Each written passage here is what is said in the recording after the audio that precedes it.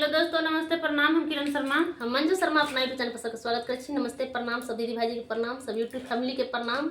और हम दोनों देवरानी जेठानी बहुत प्यारा से बेटी विवाह गीत गाबे जा रहल छी। अहाँ सब जरूर सुनब, कमेंट करके जरूर बताएब गीत केहन लागल नहीं लागल। और बहुत प्यारा सा गीत है, अहाँ सब जरूर सुनब फुल वॉच करके और शेयर बहुत ज़्यादा सुंदर जरूर गीत करब, लाइक सब्सक्राइब जरूर करब। प्यारा आशीर्वाद अहाँ सब दैत रहब, जहिना दै छियै तहिना प्यारा आशीर्वाद और बरसाव और दिअ, हम सब आगे बढ़ जाए। देखियो किनका घर उपजे छै करेलवा तऽ करेलो बेचऽ पड़ै छै, किनका अम्मो कोखी जन्म लेने छै बेटी ओकरो सासुर जाय पड़ै छै। बहुत प्यारा सा गीत है, अहाँ सब जरूर सुनो, कमेंट करके जरूर बताएं। किनका बारी